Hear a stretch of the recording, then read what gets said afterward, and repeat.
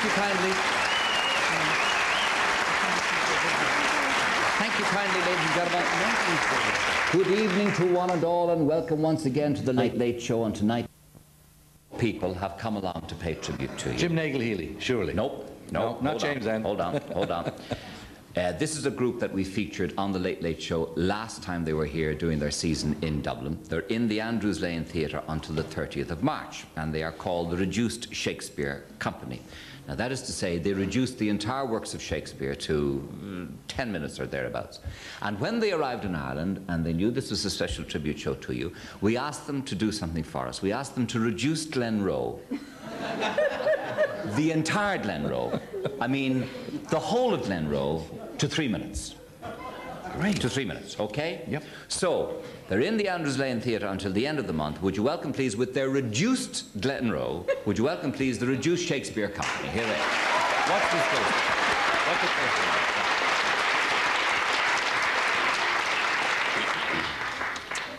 closely. For lo, it did verily come to pass in the decade of the 80s that Bracken begat Glenroe. And truly much coupling did take place in Glenroe, both within and without the bonds of holy matrimony. And this coupling did cause ratings to soar, and it was good.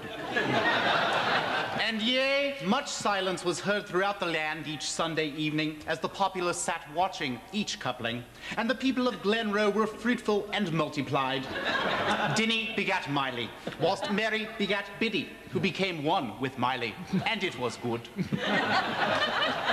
And the fruit of their loins was Denise. And whilst Michelle and Kevin were in the midst of the sacrament of holy matrimony, the Lord touched the womb of Michelle's mother and caused her child to drop forth right there in the church. And it was messy.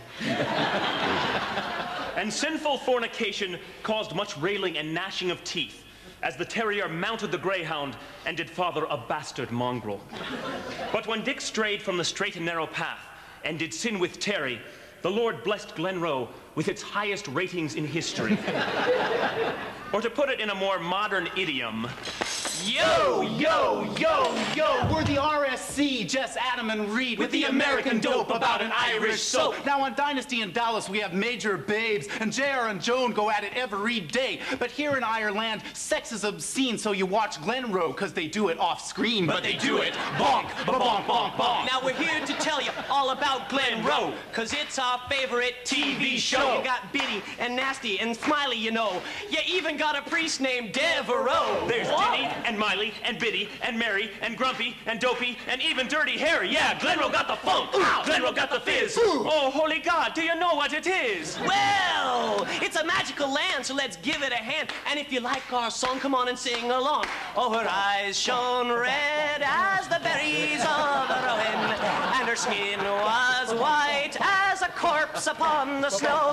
Now, Dinny's son Miley had lots to learn. He tried to have a baby. Is there anything stern? And while we're on the subject, how about Dick and Terry? If they had a baby, Wouldn't that be scary? Now, Dick is being bad, and Terry's right on him, so let's all hope that they've been using a condom. When they do it, bonk, ba-bonk, bonk, bonk, bonk, bonk, ba-bonk, bonk, bonk. Now let's look at Nuala. Her life is no fun, because Stephen can't believe the women's livers have won. Mary's in the park, but Nuala's in the kitchen, driving Des crazy because she won't stop bitching. Bonk, bonk. Here, wash your cup! Wash it yourself! I hate you! Bonk, bonk, bonk. Now, we've been slagging on the show, but we want you to know that we really have respect for all this Irish dreck. Well, watch on Sunday night, and don't you fall asleep, because someone in Glenroe is gonna do it with a sheep. But they'll do it. Bonk, bonk, bonk, bonk, Bonk, bonk, bonk, bonk, bonk. So thank you, Dinny, for all the good times. We hope you're not offended by our adolescent rhyme. About Terry and Dick and Dimpna and Rory. And Fiona and Sam. And the moral of the story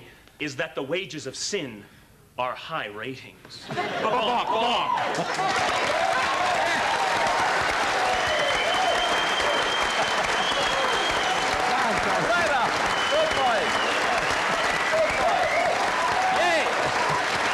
Great. Very tough there.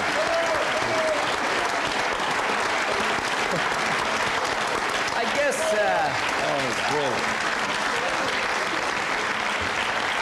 I guess that kind of wraps that up, all right, Glenroe. Do you have a reaction to that, Wes? Think of what they've just done to your Yeah, I wonder how much they charge.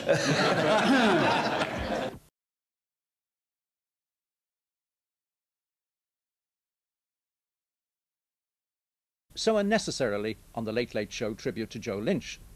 Well, Thomas, I know you felt strongly about the matter, but as I said at the beginning of the programme, writing to us does not necessarily mean we will include your letter. And in this instance, believe it or not, yours was the only one I received.